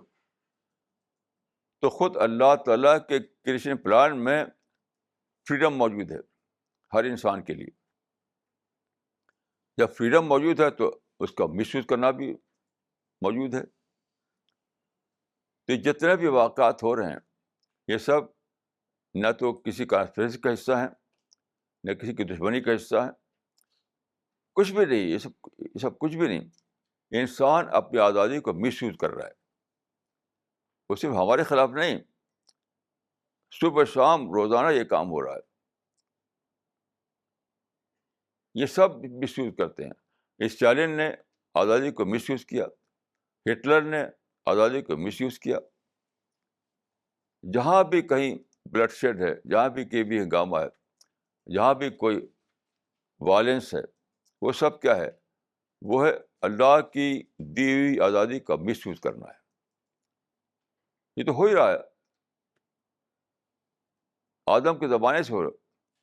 خود آدم سے غلطی ہوئی کہ انہیں آزادی کو مس یوز کیا. یعنی اللہ تعالیٰ نے آزادی دی تھی ان کو, یعنی جنت میں اللہ تعالیٰ نے موقع دیا پوری آزادی کہ جہاں چاہو گھومو, جو چاہے کھاؤ, لیکن انہوں نے مس یوز کیا کہ فاربن ٹری کو جا کے کھانے لگے. That was case of misuse of freedom. اس وقت سے یہ چل رہا ہے, قیامت تک چلتا رہے گا. چونکہ آپ آزادی کو ابالش نہیں کر سکتے, اس لیے آپ اس فنامنا کو بھی روک نہیں سکتے. آپ نہ سلمان رشدی کو ختم کر سکتے، نہ کارٹونسٹ کو ختم کر سکتے، اور نہ اسلام کے خلاف فلم بننے کو ختم کر سکتے. امپاسبل ہے آپ کے لیے. وہ بنتا رہے گا، ہوتا رہے گا، ایک کے بعد دوسرا، دوسرے کے بعد تیسرا. انسان کی آزادی کو ابالش کرنے کی طاقت صرف اللہ کو ہے، اور اللہ ابالش کرنے والا ہے نہیں. قیامت تک کے لیے اس نے انسان کو فریڈم دے دیا ہے. تو جب انسان کی آزادی کو کوئی ختم کرنے والا نہیں ہے تو آزادی کو مس یوز کرنا بھی کبھی ختم نہیں ہوگا، وہ چلتا رہے گا. تو آپ کو کیا کرنا چاہیے؟ آپ کو مینج کرنا سیکھنا چاہیے. You have to know the art of management. آپ اس کو ایلیمنیٹ کرنے کی کوشش نہ کریں، اس کو مینج کرنے کی کوشش کریں. آپ کریٹو انداز میں سوچیں، کریٹو سولوشن دریافت کریں. یہ کرنا ہے، اسی کا نام ہے اجتہاد. تو جتنے بھی آج کل جو سو کال پرابلم ہیں، جن کو مسلمان جن کے بارے میں بہت زیادہ ہنگامہ کرتے رہتے ہیں، وہ پرابلم نہیں ہے مسلمانوں کے فیلئر کا. یعنی مسلمانوں کا یعنی ایک سچویشن کریٹ ہوئی، اس سچویشن کو مسلمان ہینڈل نہیں کر سکے تو یہ پرابلم پیدا ہو گیا. بس اس سے زیادہ اور کچھ بھی نہیں. سب سے زیادہ اہم بات جو جاننا چاہیے وہ یہ ہے کہ we are living in a world that was not created by us. It was created by God Almighty. So we have to know what is the creation plan of God. Without knowing the creation plan of God, we cannot manage our affairs. We cannot deal with the problems. تو اللہ تعالیٰ کا جو creation plan ہے اس کے تحت اللہ نے انسان کو ٹوٹل فریڈم دیا ہے، کیونکہ ٹیسٹ پر ہے انسان. جب انسان ٹیسٹ پر ہے تو فریڈم تو دینا پڑے گا. جیسے آپ اسکول میں، کالج میں ایگزام ہوتے ہیں تو 3 گھنٹے کے لیے اسٹوڈنٹ کو پوری فریڈم ہوتی. اگر وہ اس کو کوشچن آپ نے دیا ہے ہسٹری کا اور اس کو ہسٹری کے بجائے وہ اس میں لٹریچر کے بعد لکھ ڈالے اپنی کاپی میں، تو آپ روک نہیں سکتے اس کو. جو چاہے لکھے، اس کو فریڈم ہے. یا اپنی کاپی سادہ چھوڑ دے، اس میں کچھ بھی لکھے، بیڈ لینگویج لکھے، آپ اس کا ہاتھ نہیں روک سکتے. مینجمنٹ اس کا ہاتھ نہیں روک سکتی، کیونکہ اس 3 گھنٹے کے لیے اس کو فریڈم ملا ہوا ہے. تو انسان کو اللہ تعالیٰ نے قیامت تک کے لیے ٹوٹل فریڈم دیا ہے. فریڈم میں اپنے آپ یہ چیز شامل ہے کہ وہ چاہے پراپر یوز کرے یا مس یوز کرے، دونوں کی آزادی اس کو ہے. تو غلط طور پر مسلمان سمجھتے ہیں کہ سب کنسپریسی ہے. ہرگز کانسپریسی نہیں ہے. وہ ہے case miss use of freedom کا. اور چونکہ آزادی کو آپ ابالش نہیں کر سکتے، اس وجہ سے آپ اس کو روک بھی نہیں سکتے. ہوتا رہے گا، وہ تو ہوتا رہے گا. دیکھیے 13ویں صدی عیسوی میں ایک واقعہ ہوا. ایک تھا کرسچن، اس کا نام تھا اصاف، عین سین الف ف، اصاف. تو اس نے کہا جاتا ہے کہ رسول اللہ کے خلاف اس نے گستاخی کی باتیں کی، جو کہتے ہیں شتم، ابیسو لینگویج استعمال کی. اس پر شورغل ہوا، مسلمانوں نے شورغل کیا کہ اس کو مارو، اس کو مارو. اس زمانے میں امام ابن تیمیہ زندہ تھے. انہوں نے ایک کتاب لکھی. اس کتاب کا نام ہے الصارم المسلول علی شاتم الرسول. اس میں یہ لکھا تھا انہوں نے کہ جو شتم کرے اس کو مار ڈالو. اس کے بعد بھی پھر کئی کتابیں لکھی گئیں، بس سبکی کتاب، ابن عابدین شامی کی کتاب وغیرہ. اور ان سب میں یہی کہا گیا کہ جو شتم کرے اس کو مارا جائے، قتل کر دیا جائے. تو کیا شتم ختم ہو گیا؟ شتم بڑھتا ہے، بڑھتا رہا بڑھتا رہا بڑھتا رہا. اب تو وہ ٹی وی پر ہے، اخباروں میں ہے، کتابوں میں ہے، لائبریریوں میں ہے، موویز میں ہے. جب کتاب لکھی تھی ابن تیمیہ نے، اس سے اب ہزاروں گنا زیادہ بڑھ چکا ہے. تو ایسی کتاب لکھنے سے فائدہ کیا؟ نہیں، ابن تیمیہ کو یا علامہ سبکی کو یا علامہ عابدین کو اور دوسرے لوگوں کو کتاب یہ لکھنا چاہیے تھا کہ جب بھی کہیں کوئی شتم کرے، جب بھی کوئی رسول گستاخی کرے، تو اس کو تم ایک دعوت کے کیس کے طور پر لو. ایک آدمی ہے جس سے جا کر آپ رسول اللہ کے بارے میں بات کر سکتے ہیں، یعنی اس سے ڈسکشن کر سکتے ہیں، اس کی کتابیں دے سکتے ہیں، اسے جا کے بات کیجیے. جو شخص ایسا کرے اس کو دعوت کا کیس سمجھیے، نہ کہ شتم، نہ کہ قتل کا کیس. دیکھیے یہ جو آیا ہے، یہ اسلام قرآن میں کہیں بھی نہیں ہے. قرآن میں کہیں بھی نہیں ہے کہ جو شتم کرے اس کو مار ڈالو. یہ تو بلاسفیمی کا کانسیپٹ کرسچن میں تھا. جب رومن امپائر فتح ہوئی اور مصر وغیرہ کے سارے کرسچن لوگ اسلام میں داخل ہو گئے، تو وہ لے آئے، یعنی جو کرسچن کنورٹ تھے وہ لائے ایک کانسیپٹ، بلاسفیمی کا کانسیپٹ. اسلام میں نہیں تھا. اب وہ مسلمانوں نے اس کو اسلامائز کر لیا. قرآن میں دیکھیے اس کے برعکس بات ہے. قرآن میں ہے کہ وَلَا تَسُبُّوا الَّذِينَ يَدْعُونَ مِن دُونِ اللَّهِ فَيَسُبُّوا اللَّهَ عَدْوًا بِغَيْرِ علم. یعنی مسلمانوں کو کہا گیا ہے کہ تم دوسروں کے خلاف شتم نہ کرو، ورنہ وہ غصہ ہو کر تمہارے خلاف کریں گے. یعنی مسلمانوں کو یہ حکم نہیں دیا گیا ہے کہ جو شتم کرے اس کو مار ڈالو. یہ سارے قرآن میں ایسا کہیں بھی نہیں ہے.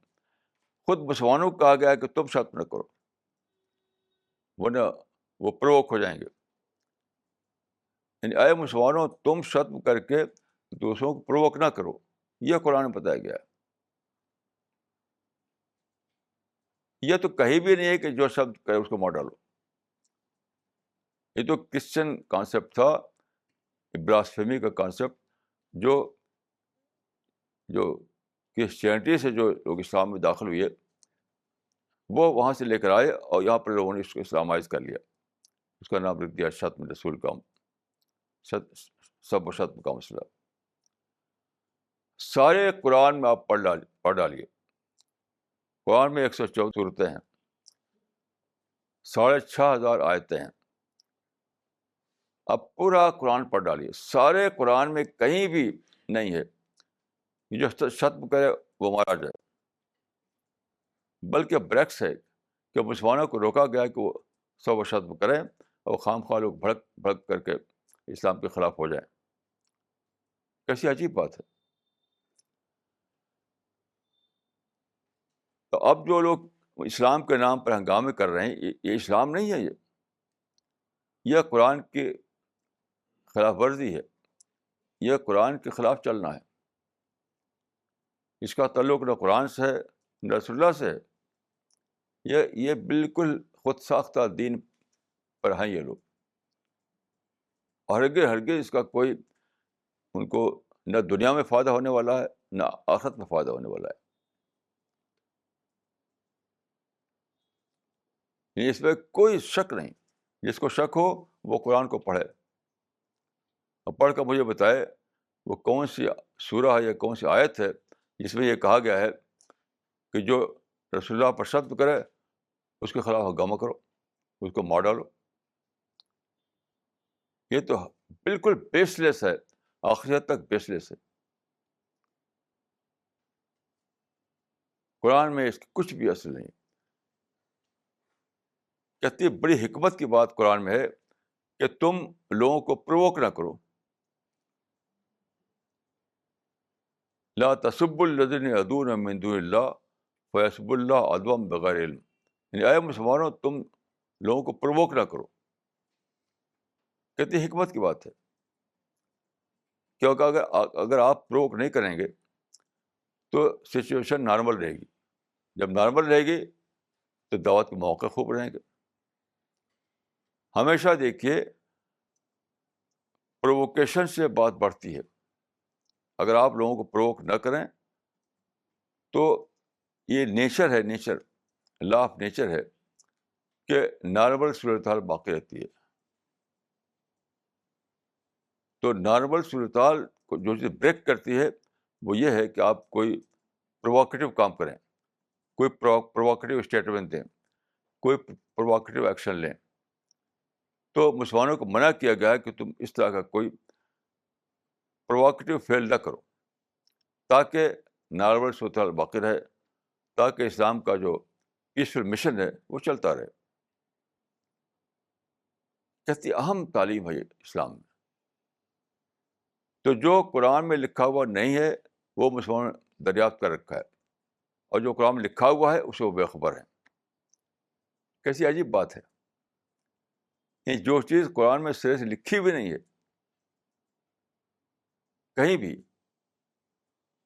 وہ انہوں نے نکال رکھا ہے قرآن سے خود ساختہ طور پر، اور جو قرآن میں لکھا ہوا ہے اسے وہ بے خبر ہے. کہ کوئی بھی حرکت آپ کو نہیں کرنا چاہیے جس سے لوگ پرووک ہوں.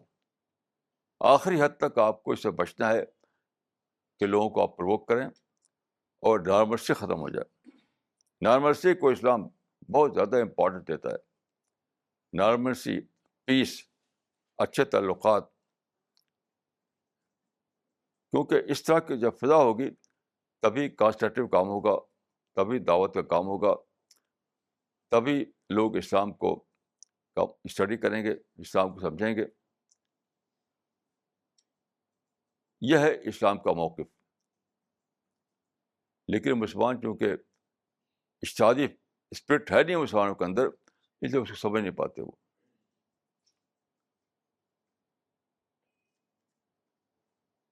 میری دعا ہے کہ اللہ تعالیٰ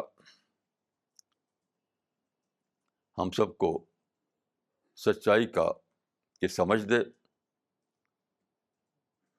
ہم اس بات کو جانیں کہ کیا اہمیت ہے سوسائٹی میں معدل حالات کی، نارمل سچویشن کی، اور اس کو ہر قیمت پر باقی رکھیں، ہر قیمت پر پیس باقی رکھیں، ہر قیمت پر نارملسی باقی رکھیں. اللہ تعالیٰ ہمیں یہ سمجھ دے تاکہ دعوت اللہ کا کام موافق حالات میں ہوتا رہے. اللہ تعالیٰ مجھ کو اور آپ کو اس سعادت میں حصہ عطا فرمائے. اقول قولی ھذا واستغفر اللہ لی ولکم اجمعین.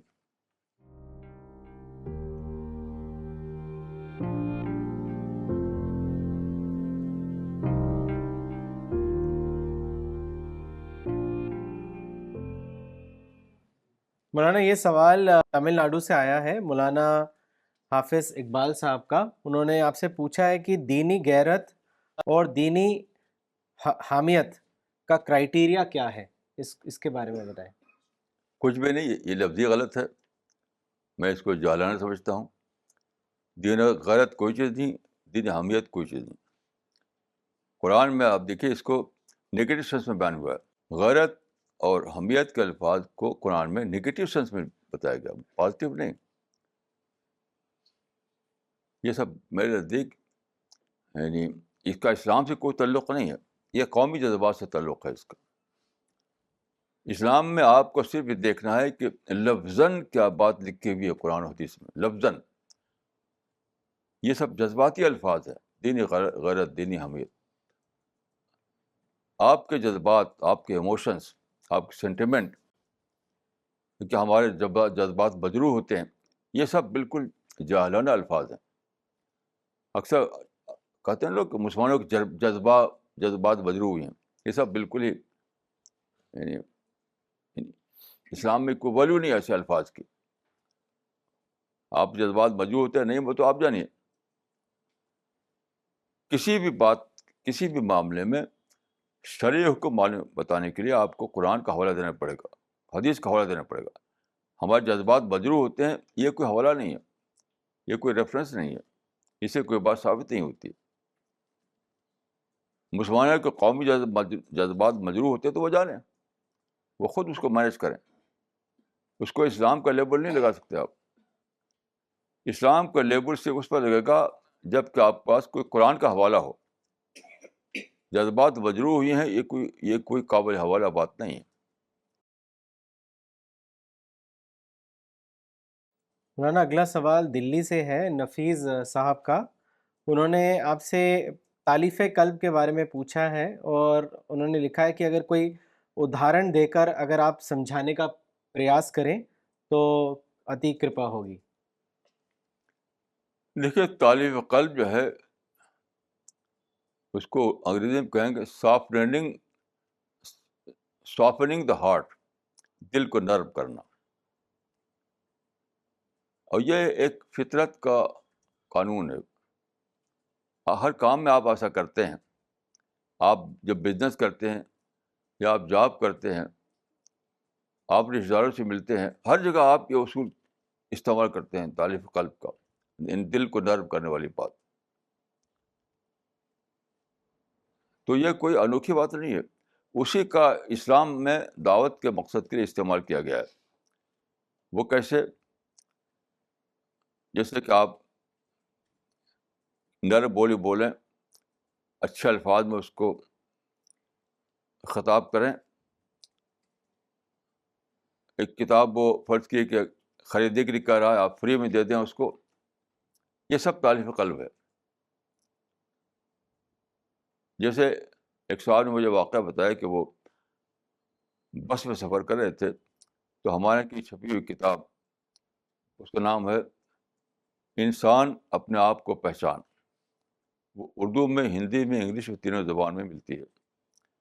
تو وہ پڑھ رہے تھے اس کو. تو ایک غیر مسلم وہاں بیٹھے ہوئے تھے، ان کو یہ نام کچھ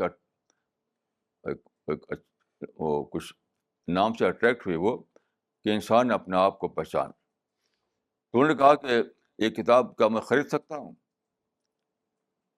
مطلب اس کتاب کو چاہتے تھے کہ پیسہ دے کر خریدیں. تو ان کا میں آپ کو گفٹ دیتا ہوں. یہ ہے تالیف قلب. تو تالیف قلب کوئی انوکھی چیز نہیں ہے. موقع موقع کے لحاظ سے، جیسے آپ کسی جگہ گئے، کسی گرودوارے میں، مندر میں، تو وہاں پرساد دیا انہوں نے. اب آپ کہیں یہ تو شرک ہے، یہ تو جائز نہیں. یہ تالیف قلب کے خلاف ہوگا. آپ لے لیجیے اس کو بہت شوق سے، شکریہ ادا کرتے ہوئے.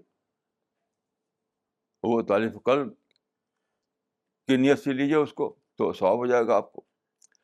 تو تالیف قلب کا کوئی لگا بتا اصول نہیں ہے. موقع کے لحاظ سے مدعو کو کے دل کو نرم کرنا، اور اس کو ایسا یعنی ایسی سچویشن کریٹ کرنا کہ بہت ہی نارمل ذہن کے ساتھ وہ آپ سے بات کرے، آپ کتاب کو پڑھے. بس اسی کا نام تالیف قلب ہے. اس کی کوئی فیس نہیں بنا سکتے ہم. کوئی اس کی فہرست نہیں ہے کیا جب مندر میں جائیں تو پرساد قبول کر لیں، ایسی کوئی فہرست نہیں ہے. ہر موقع کے لحاظ سے تالیف قلب ہوتی ہے. تو اگر آپ کو دعوت کا جذبہ آپ کے اندر زندہ ہے، آپ کو مدعو کے ساتھ آپ خیر خواہ ہیں، یعنی آپ کے اندر مدعو فرینڈلی ذہن ہے، آپ کے اندر مدعو فرینڈلی ذہن، تو آپ خود فوراً آپ سمجھ میں آ جائے گا کہ یہاں پر ہم تالیف قلب کا کون سا طریقہ استعمال کریں جو مؤثر ہو. مولانا اگلا سوال دلی سے ہے ڈاکٹر طاہا کا. انہوں نے لکھا ہے کہ quite a few times it happens that we are invited in gatherings or parties. In such gatherings or parties, alcohol is also served. My question is that should we attend such gatherings or parties? دیکھیے ہمارا مسلک جو اسلام کے مطابق ہے وہ یہ ہے کہ اس ایسی پارٹیوں میں ویسے تو جانا وقت کو ضائع کرنا ہے، لیکن اگر آپ داعی ہیں تب جانا بالکل یعنی بہت ہی اچھی بات ہوگی کہ آپ اپنے پاکٹ میں اپنے بیگ میں اسلامی پمفلٹ رکھ لیں، قرآن کا تحفظ رکھ لیں، ایسی کچھ کتابیں رکھ لیں رسول اللہ کی سیرت پر، اور وہاں پر جو لوگ آتے ہیں ان کو آپ پیش کرائیں کتابیں. تو وہ ان کا فعل ہے کہ وہ الکوہل لیتے کہ نہیں لیتے، وہ ان کا فعل ہے، آپ کو اس سے کیا لینا دینا. تو یہ کوئی وجہ نہیں کہ آپ پارٹیوں میں نہ جائیں.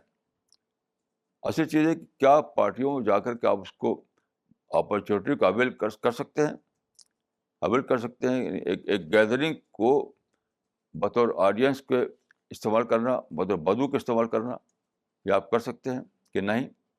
یہاں پر آپ کو ڈسیزن لینا ہے. رسول اللہ صلی اللہ علیہ وسلم دیکھیے ہر موقع پہ جاتے تھے، جہاں بت پوجا جا رہا ہے وہاں بھی جاتے تھے، بازار لگتے تھے وہاں بھی طرح طرح کے جاہلی رسمیں ہوتی تھی وہاں بھی جاتے تھے آپ، کیونکہ ان کو آپ بطور مدعو کے دیکھتے تھے. مدعو وہاں جا کر آپ کو قرآن پیش کرتے تھے. تو آپ پر ڈپینڈ کرتا ہے کہ آپ وہاں جا کر کے اس کو بطور اپرچونیٹی اویل کر سکتے ہیں نہیں کر سکتے. اس کو دیکھ کر فیصلہ کیجیے. باقی وہ الکوہل لیتے ہیں نہیں لیتے وہ آپ کا کنسرن نہیں ہے. مولانا اگلا سوال رڑکی سے ہے ساجد انور صاحب کا. انہوں نے لکھا ہے مولانا what are the factors which inhibits the development of creative thinking in us? Please guide us. میں دیکھیے میرا جو ایکسپیرئنس ہے وہ تو یہ ہے کہ کریٹیو تھنکنگ نام ہے نیچرل تھنکنگ کا. یعنی آپ اگر اپنے کو ڈسٹریکشن سے بچائیں تو اپنے آپ نیچر انفولڈ ہوتی ہے. اپنے آپ جب نیچر انفولڈ ہوتی ہے تو وہ آپ کے اندر کریٹیو تھنکنگ آتی ہے. اس کے بعد کریٹیو تھنکنگ کوئی الگ سے امپورٹ کرنے کی چیز نہیں ہے. کریٹیو تھنکنگ کو آپ کو امپورٹ نہیں کرتا، وہ آلریڈی آپ کے موجود ہے نیچر کے اندر. لیکن لوگ کیا کرتے ہیں، کنڈیشننگ میں پڑ جاتے ہیں، ان کے اندر باعث آ جاتا ہے، نفرت آ جاتی ہے، اب نارمل طریقے سے سوچنے لگتے ہیں، غصہ، نفرت، انتقام، تشدد پھنس جاتے ہیں. اس کی وجہ سے نیچر انفولڈ نہیں ہو پاتی. تو صرف ایک ہی شرط ہے کہ آپ اپنے آپ کو ایسی چیزوں سے بچائیں جو نیچر کو انفولڈ ہونے سے روکتی ہے. بس اس کے بعد کریٹیو تھنکنگ اپنے آپ ڈیولپ کرے گی. مولانا یہ سوال دلی سے آیا ہے مسٹر حمد احمد صاحب کا. انہوں نے آپ سے پوچھا ہے کہ what is the creative solution of Indian rights how it can be prevented and what should be the role of Indian Muslims during the riots? دیکھیے اس کا جواب بہت ہی اچھا دیا ہے ایک صحابی نے. انڈین رائٹس جو ہیں وہ رائٹ نہیں ہوتے. Muslims are paying the price of their own stupid policies. اس کو رائٹ کہانی غلط ہے. وہ اسٹوپڈ پالیسی کی قیمت ہوتی ہے، اس کو ہم کہتے ہیں رائٹ. اس کو میں ایکسپلین کرتا ہوں. دیکھیے ایک صحابی کہتے ہیں کہ من لا یرضا بالقلیل مما یاتی بہ صفی ہو یرضا بالکثیر. یہ صحابی کا قول ہے. اس کا ٹرانسلیشن یہ ہے کہ جو آدمی نادان کے چھوٹے شر کو برداشت نہیں کرے گا تو اس کو نادان کے بڑے شر کو برداشت کرنا پڑے گا. اس کا مطلب کیا ہے؟ زندگی میں چھوٹے شر تو آتے ہی آتے ہیں. آپ چاہیں کہ چھوٹے شر بھی نہ ہو یہ امپاسبل ہے. مطلب کوئی نعرہ لگا دے گا, کوئی جلوس نکالے گا, کوئی ہولی کا پانی پھینک دے گا مسجد پر, یہ چھوٹا شر ہے, اس کو برداشت کیجیے. لڑتے کیوں اس کے لیے؟ حضرت عمر نے یہ بات اس طریقے سے کہی کہ لیس العاقل الذی یعرف الخیر من الشر ولکنہ الذی یعرف خیر الشرین, کہ عقل مند وہ نہیں ہے جو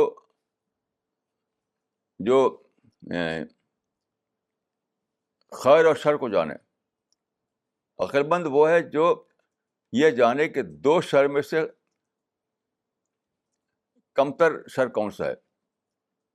مطلب کیا ہے؟ زندگی میں چوائس جو ہے وہ گڈ اینڈ بیڈ کا نہیں ہے, لیسر ایول اور گریٹر ایول کا ہے. اب آپ دیکھیے کمرہ رائٹ کیا ہوتا ہے. 99% کیسز کیا ہوتا ہے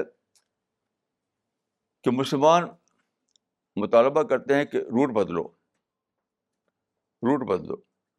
اچھا وہ روٹ نہیں بدلنے تیار ہوتے, یا کہتے ہیں کہ صاحب لاؤڈ اسپیکر پر بھجن بند کرو, وہ بند کرنے پر تیار نہیں ہوتے. تو کیا کرتے ہیں اس کے بعد؟ جا کے روکتے ٹوکتے ہیں وہاں پر. آپ جیسے ہی آپ روکا ٹوکیں گے, جیسے آپ ان کو یعنی وائلنس کریں, کوئی کسی قسم کا کہ آپ کو پتھر مار دیں یا آپ ان کا لاؤڈ اسپیکر توڑ دیں, تو فوراً کیا ہوتا ہے, وہ پولیس کیس بن جاتا ہے. جب جلوس زیادہ تر جلوس میں جھگڑے ہوتے ہیں. جب جلوس نکلتا ہے تو اس وقت کیا کیس ہوتا ہے کہ مسئلہ ہوتا ہے یعنی جلوس ورسس پولیس. وہاں پولیس ہوتی ہے جلوس کو کنٹرول کرنے کے لیے. مسلمان کیا کرتے ہیں کہ روٹ بدلو, ادھر ہماری مسجد ہے, ادھر ہمارا محلہ ہے, تو وہ راضی نہیں ہوتے, تو پولیس سے کہتے ہیں کہ ان کو بدلواؤ, ادھر لے جاؤ ان کو. پولیس کہتی ہے بھی ہم نہیں بدل سکتے, ہمارے بس میں نہیں ہے. تو پولیس کو پتھر مارتے ہیں. پتھر مارتے ہی کیا ہوتا ہے کہ جو کیس پہلے تھا جلوس ورسس پولیس, اب ہو جاتا ہے مسلم ورسس پولیس. اب خام کا آپ نے کو آبل مجبار کی سچویشن بن جاتی ہے وہاں پر. ابھی ریسنٹلی جو فساد ہوا تھا یو پی میں, وہ کیا ہوا تھا, روزے کے زمانے میں لوگ اب مسجد میں جمع ہوئے تھے افطار کرنے کے لیے. قریب کی مندر سے آواز آنے لگی بھجن کی. اب وہاں کچھ لوگ گئے کہ صاحب اپنے لاؤڈ اسپیکر کو آواز کم کرو, اس کو بند کرو.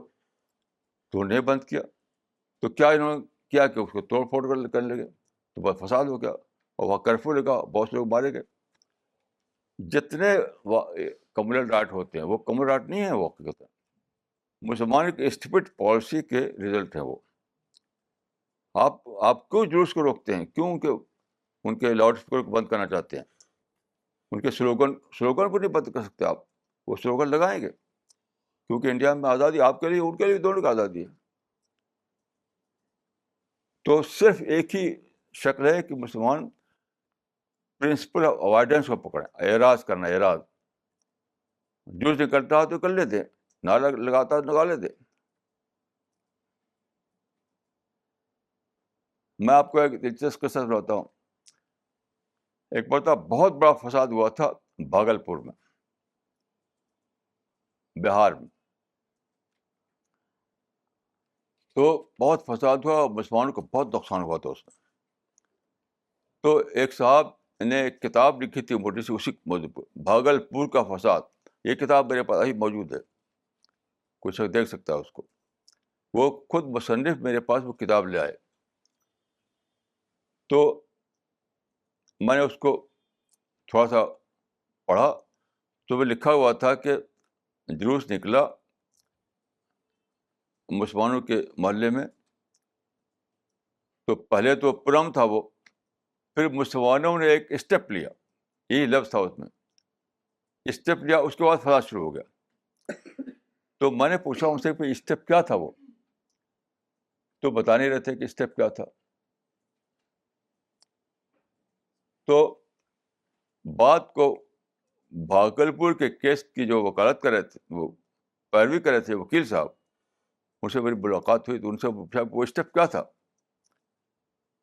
تو انہوں نے بتایا، خود وکیل صاحب نے بتایا جو کیس کی پیروی کر رہے تھے، کہ ہوا یہ کہ جلوس نکلا اور مسلمانوں نے کہا کہ صاحب رول بدلو، رول بدلو، رول بدلو. رول بدلنے پر راضی نہیں ہوئے تو مسلمانوں نے ہینڈ گرینیڈ پھینکا، دستی بم. اور خود وکیل صاحب کا الفاظ ہیں کہ سارے یعنی وہ دھواں پھیل گیا سارے روڈ پر. تو اس کے بعد ان لوگوں نے ریٹیلیٹ کیا اور پھر بڑا فساد ہوا، بڑا ہنگامہ ہوا، بہت جلائے پھونکے گئے لوگ. تو بھائی اسٹیپ لیا کہہ کر کے چھپائے ہوئے اس بات کو کہ اس نے ایک نادانی کی کہ وہاں بم مار دیا. جب بم مارے گئے تو وہی مارے، کوئی نہیں مارے گا بھائی. تو مصنف سے میں نے پوچھا، مصنف سے بڑی ملاقات ہوئی کہ میں نے کہا کہ کیوں آپ اتنا غصہ ہو گئے آپ لوگ. تو انہوں نے کہا کیسے غصہ ہوتے ہیں ہم. تو انہوں نے بتایا کہ وہ اس کا محلے کا نام تھا تاتار پور. انہوں نے کہا کہ وہ لوگ نعرہ لگا رہے تھے کہ جے ماں کالی تاتار پور کرو خالی. یہ مصنف نے بتایا، جے ماں کالی تاتار پور کرو خالی. تو کہا کیسے ہم اس کو برداشت کر سکتے تھے. تو میں نے کہا اچھا یہ بتائیے کہ آپ نے برداشت نہیں کیا، روکا، فساد ہوا، کرفیو لگا، لوگ مارے گئے، دکانیں جلائی پھونکی گئیں، تو اب وہاں پر مسلمان ہیں کہ نہیں ہیں؟ کہا الحمدللہ اب مسلمان وہاں پر ابھی بھی ہیں. تو میں نے پھر ان سے کہا جب جلوس نکال کر کے فساد کر کے بھی وہ تاتار پور کو خالی نہیں کر سکے مسلمانوں سے، تو آپ کو ریئیکٹ کرنے کی ضرورت کیا تھی؟ آپ کہتے کہ یہ بیوقوفی کے ادارے ہیں، اس طرح کہیں تاتار پور خالی ہو جاتا ہے. میں نے کہا کہ آپ غور کیجئے کہ انہوں نے جلوس نکالا اور وہاں پر فساد ہوا، گولیاں چلیں، دکانیں جلائی گئیں، پھر بھی مسلمان موجود ہیں وہاں پر. تو جب جلوس نکلوا کر فساد کروا کر کے بھی وہ تاتار پور کو خالی نہیں کرا سکے، تو آپ اب بھڑکے کیوں؟ آپ نے ریئیکٹ کیوں کیا؟ آپ کہنا چاہیے تھا کہ یہ بیوقوفی کے ادارے ہیں، ایسے کہ تاتار پور خالی ہوتا ہے. یہی نادانی ہے جس کے سے کمیونٹ آرٹ ہو رہے ہیں انڈیا میں. آپ کو میں عرض کروں گا، میری ایک کتاب پڑھ لیجیے آپ. ایک کتاب ہے حل یہاں ہے. صرف ایک کتاب آپ پڑھ لیجیے حل یہاں، آپ کو یہ بات واضح ہو جائے گی. حل یہاں ہے، یہاں مل سکتی ہے آپ کو. اور نیچے جب آپ جائیں تو اس کو آپ دیکھ سکتے ہیں، حل یہاں ہے. ورنہ یہ سوال دلی سے آیا ہے ڈاکٹر مسلمہ صدیقی کا. انہوں نے لکھا ہے، جب سیلاب نوح آیا تو حضرت نوح کا بیٹا کنان جو مشرکوں کا ساتھی تھا، اللہ نے اس سیلاب میں اس کو ڈبو دیا.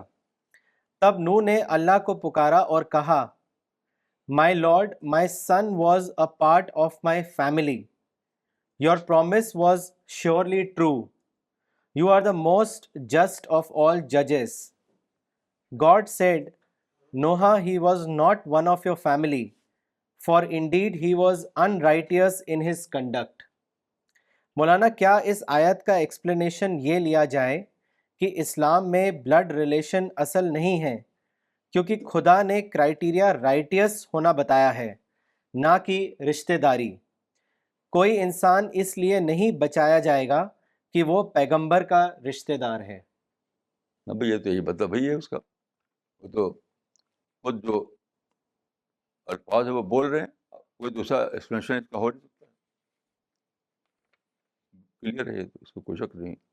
یوم یفر المرء من اخیہ وامیہ وابیہ وصاحبتہ وبنیہ، قرآن میں آیا ہے. تو صحیح بات ہے یہ. مولانا اگلا سوال دلی سے ہے ڈاکٹر فریدہ خانم کا. انہوں نے لکھا ہے کہ مولانا یہ جو ابھی پریزنٹ وائلنس ہوا ہے مووی کو لے کے، تو اس میں انہوں نے لکھا ہے کہ ٹائمز آف انڈیا میں آیا ہے کہ had Muslims not reacted violently very few people would have watch the film. Not only has it increased the curiosity of people, but now YouTube plans to put the complete video online. Maulana, what is your thoughts on this? یہ تو بہت صحیح بات ہے. میں نے پڑھا ہے ٹائمس آف انڈیا کے اس رپورٹ کو. یہ تو مسلمان، میں نے تھوڑا دیکھا انٹرنیٹ پر، تھوڑا سا دیکھا ہے اس کو. اتنا ابسرڈ ہے وہ، بالکل یعنی اتنی تھیم اس کی فضول ہے کہ اس قابل نہیں کوئی دیکھے دیر تک اس کو. آدمی اس کو ذرا سا دیکھے گا، اس کے بعد چھوڑ دے گا اس کو. یہ تو مسلمان نے شورگل مچایا تو اس کی اہمیت پیدا کر دی شورگل مچا. یہی بات ہوئی تھی سلمان رشدی کے معاملے میں کہ وہ کتاب بھی بالکل اس کی تھیم بہت ہی تھرڈ کلاس کی تھیم ہے اس کی، اور لیکن مسلمان جو شور مچایا تب لوگوں کو خواب اس کو پڑھو کیا بات ہے اس کتاب میں. تو سلمان رشدی کے معاملے میں بھی مسلمانوں نے شورغل کر کے اس کی اہمیت بڑھا دی. ایسی اس بار بھی شورغل کر کے اس کی اہمیت بڑھا دی. ورنہ کوئی بھی شخص اس کتاب کو پڑھے یا اس یہ انوسنس آف مسلمس کو دیکھے، اتنا زیادہ لغو ہے، اتنا زیادہ ابسرڈ ہے کہ آدمی کہے کہ لا حول ولا قوت کہہ کے چھوڑ دے گا اس کو. اس سے کوئی پرابلم ہونے والا نہیں، ہرگز نہیں. کوئی ایک آدمی اس سے کوئی اثر لینے والا نہیں. لیکن جب شورغل کریں گے آپ تو اہمیت بڑھ جائے گی. شورغل کرنے کی وجہ سے اہمیت بڑھ گئی اس کی. مولانا ان کا ایک اور سوال ہے. انہوں نے لکھا ہے one of my students told me that after completing his studies he would join جہاد. I asked him the reason for his doing so. He replied that our brothers are being killed in Assam. How can we remain silent at such oppression? We have to retaliate. Maulana, what is your دیکھیے comment? یہ سارا معاملہ یہ ہے کہ مسلمانوں کے جو سو کالڈ جو لیڈر ہیں، بالکل مسلمانوں میں تھرڈ کلاس لوگ جو ہے آ کر کے بولتے ہیں، اور اس میں اسٹیج پر اردو اخباروں میں چھپتا ہے. زیادہ تر اردو اخباروں میں سب باتیں ہوتی ہیں. لوگ سمجھتے ہیں کہ وہاں ظلم ہو رہا ہے. اخباری رپورٹوں میں ون سائڈڈ رپورٹنگ ہوتی ہے، یک طرفہ رپورٹنگ، یعنی خود مسلمانوں نے کیا کیا یا نہیں ہوتی. میں اس کی ایک مثال دیتا ہوں کہ برما میں آپ انٹرنیٹ سے چیک کر لیجیے کہ برما میں مشہور ہے کہ برما میں ظلم ہو رہا، مسلمانوں کو مار رہے ہیں. تو دلی ہی کے کچھ یہی جو سو کال لیڈر ہیں مسلمانوں کے، انہوں نے دلی کے جو برما کا ایمبیسڈر ہے اس کو لیٹر لکھا کہ ہم آپ سے ملنا چاہتے ہیں، اس جو ظلم مسلمانوں کے خلاف ہو رہا ہے اس سے بات کرنے کے لیے. تو اس نے ایک لیٹر لکھا، اس لیٹر کو اس نے انٹرنیٹ پہ ڈال دیا. آپ دیکھ سکتے ہو اس لیٹر کو. برما کے سفیر نے جو دلی میں ہے، اس نے کہا کہ آپ لوگ واقعات سے کو پوری طریقے سے لیجیے، آپ بے خبر ہیں اصل واقعات سے. اس نے کہا کہ وہاں پر ایسا ہوا کہ ایک بدھسٹ لڑکی کو کئی مسلمان لڑکوں نے گینگ ریپ کیا اور پھر مار بھی ڈالا اس کو. تو ظاہر ہے کہ اس سے تو وہاں پر ایک ٹریگر ہونا ہی تھا. یہ سب باتیں آپ دیکھ لیجیے، انٹرنیٹ موجود ہے. تو اس طرح کی ہمکانہ حرکتیں جو کی جاتی ہیں اس کو رپورٹ نہیں کرتے اخبار والے، اس کے ریٹیلیشن کی رپورٹ کرتے ہیں. ان کو میں کہتا ہوں ون سائڈڈ رپورٹنگ. تو یہ سب سے زیادہ یہ مسلمانوں کے اخبار ہے وہ آگ لگاتے ہیں. مسلمانوں کے اخبار میں سب سے زیادہ ون سائڈڈ رپورٹنگ ہوتی ہے. میں نے ایک مضمون لکھا تھا کہ مسلمانوں کی جو صحافت ہے وہ یلو جرنلزم کی سب سے بڑی مثال ہے. جتنے مسلمانوں کے اخبارات تھے چاہے اردو ہو یا انگریزی میں ہو، سب ایلو جرنلزم کی مثال ہوتے ہیں. یعنی آدھی بات نہ کہنا، آدھی بات کہنا، اسے لوگ بھڑک بھڑک کر کے ہوتے ہیں. تو آسام میں کچھ نہیں ہے، نہ برما میں کچھ ہے.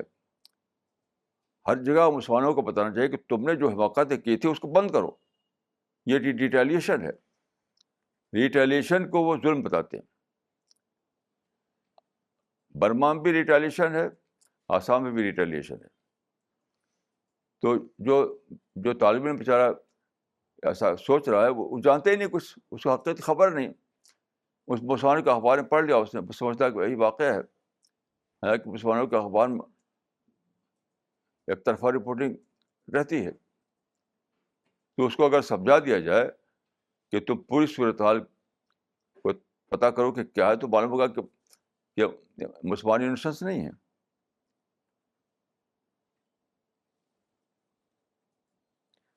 یعنی مسلمانوں کو انسنٹ دکھاتے ہیں سارے اردو اخبارات، اور مسلمانوں کے انگریزی اخبار، اردو اخبار جتنے ہیں، مسلمانوں کو انسنٹ دکھاتے ہیں، معصوم بالکل. اسی سے لوگ بھڑکتے ہیں کہ ہم تو بالکل انسنٹ ہیں، ہمارے خلاف خامخواہ ظلم ہو رہا ہے. اور یہ بالکل ایسا نہیں. آپ اس کی ایک مثال بھی بنا دی آپ کو. آپ انٹرنیٹ پہ چیک کر لیجیے کہ برما کا سفیر جو انڈیا میں ہے، اس نے جو خط لکھا تھا اس کو اس نے ڈال دیا انٹرنیٹ پر. اس کو ڈاؤن لوڈ کر کے پڑھ لیجیے آپ. مولانا اگلا سوال دلی سے ہے، مس نغمہ صدیقی کا. انہوں نے آپ سے پوچھا ہے کہ how can we avoid emotional thinking and develop objective thinking. میں اب رزلٹ کو دیکھنا پڑے گا. ایموشنل اپروچ یا ایموشنل تھنکنگ کا رزلٹ ہمیشہ الٹا ہوتا ہے. کبھی بھی ایسا نہیں ہو سکتا کہ آدمی یعنی جذبات میں آ کر کوئی کارروائی کرے اور اس کا اچھا رزلٹ نکلے. ایسا کبھی ہوا نہیں، نہ ہو سکتا ہے. تو آدمی اپنی عقل کو استعمال کرے کہ جب جذباتی کارروائی کا رزلٹ الٹا نکلتا ہے تو ہم کیوں جذباتی بنیں. تو آپ سوچ سے ہی اپنے جذبات کو کنٹرول کر سکتے ہیں، سوچ سے. اور سوچ کو یعنی سوچ ہونا چاہیے رزلٹ کو لے کر کے، رزلٹ کو لے کر سوچنا چاہیے. یہ نہیں کہ بس یعنی کوئی واقعہ سنا اور بھڑک کر کے لگے کارروائی کرنے. In every situation you have to see the result. جب بھی آدمی رزلٹ کو لے کر سوچے گا تو پیسیفائی ہو جائے گا. مولانا اگلا سوال دلی سے ہے، محمد انس صاحب کا. انہوں نے لکھا ہے، مولانا 2 دن پہلے غازی آباد کے پاس منصوری گاؤں میں ریلوے اسٹیشن پر قرآن کی بے ادبی کی گئی تو لوگ پولیس اسٹیشن رپورٹ درج کرانے کے لیے گئے. پولیس کے رپورٹ درج نہ کرنے پر مسلمانوں نے پولیس اسٹیشن میں توڑ پھوڑ کر کے آگ لگا دی اور اب وہاں کرفیو لگا ہوا ہے اور کچھ لوگ مارے بھی گئے ہیں. مولانا قرآن کی بے ادبی ہونے پر وہاں پر جو لوگ ہنگامہ کر رہے ہیں اس کا اسلام سے کوئی تعلق ہے یا نہیں؟ مولانا لوگوں کو کیا کرنا چاہیے اور کیا نہیں، اس کے بارے میں ایڈوائز کریں. دیکھیے، اس کا اسلام سے کوئی بھی تعلق نہیں ہے. یہ تو ایک شیطانی فعل ہے. اور دیکھیے ایک بات میں عرض کروں، آپ ہر کیس میں جا کر تحقیق کر لیجیے. بے ادبی نہیں ہوتی ہے، بے ادبی کی افواہ ہوتی ہے، رومر، جسے کہتے ہیں آپ گستاخی، بے ادبی. وہ ہرگز نہ تو گستاخی ہوتی ہے نہ بے ادبی ہوتی ہے، وہ ریبر ہوتی ہے، افواہ ہوتی ہے. بس ریبر کو سنا اور دوڑ پڑے لوگ. آپ جا کے وہاں دیکھیے، ایک آدمی نے بھی جا کے تحقیق نہیں کیا ہوا کیا. کوئی بھی بے ادبی نہیں ہوئی تھی، بس ریبر اڑ گئی. بس اس کے بعد بھڑک کے لڑنے کے لیے کھڑے ہو گئے. جتنے بھی واقعات ہیں یاد رکھیے سب ریومر پر ہوتے ہیں. اور قرآن میں صاف بتایا گیا ہے کہ ریومر سن کر کے ایکشن نہ لو. قرآن میں ایک آیت ہے، اذا جاءکم فاسق بنبأ فتبینوا. یہ اب آیت اتری تھی، ایک واقعہ پیش آیا تھا. ایک صحابی کو رسول اللہ صلی اللہ علیہ وسلم نے بھیجا، وہاں کا حاکم بنا کر کے غالباً یمن کا واقعہ ہے. تو وہ جب وہاں پہنچے یعنی سرحد پر, تو وہاں بہت سے لوگ اکٹھا ہو گئے تھے کہ انہوں نے سمجھا کہ مجھ کو مارنے کے لیے آئے ہیں, تو واپس آ گئے وہ, یعنی بستی میں گئے نہیں وہ. اور اگر رسول اللہ شکایت کی کہ وہاں تو وہ لوگ مجھے مارنے پر تل گئے تھے. تو رسول اللہ نے اس پہ کوئی اقدام نہیں کیا. پتہ کیا تو معلوم ہے کہ وہ تو ریسیو کرنے کے لیے آئے تھے. وہ بیچارے آئے تھے کہ رسول اللہ کا آدمی آیا ہوا ہے, چلو اس کو ریسیو کرتے ہیں, اور انہوں نے سمجھا کہ مجھے مارنے کے لیے آئے ہیں. تو جب آپ تحقیق کریں گے تو پتہ چلے گا کہ بات کچھ تھی, بات کچھ باندھی گئی. وہ کچھ نہ بے ادبی ہوتی ہے نہ گستاخی ہوتی ہے, ایک ریومر ہوتی ہے, ریومر پر لوگ دوڑ پڑتے ہیں. اب کیا کریں, مسلمانوں میں اللہ کا ڈر نہیں ہے. بیسک بات ہے, لوگوں کو اللہ کا ڈر نہیں ہے, بے خوف ہو گئے, بے خوف, بالکل ڈھیٹ ہو گئے ہیں. اور انڈیا میں چونکہ آزادی ہے تو اس سے حرکتیں ہوتی ہیں. اگر یہاں ڈکٹیٹرشپ ہوتی ہے تو کچھ نہ ہوتا. جیسے سعودی عرب میں سب نہیں کرتے حرکتیں, کیونکہ جانتے ہیں کہ وہاں پر تو معمولی بات پکڑ کے جیل میں بند کر دیں گے.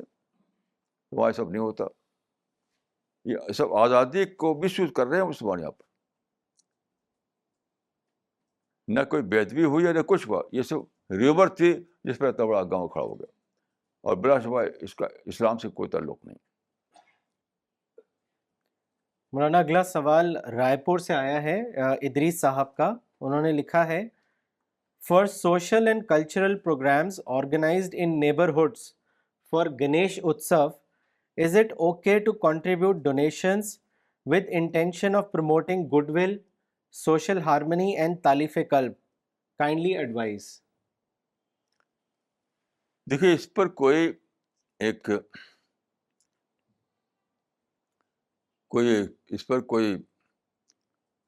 ایک جنرل اصول نہیں بنا سکتا. It depends upon situation. جہاں پیش آ رہی صورتحال وہاں پر آپ دیکھیے کہ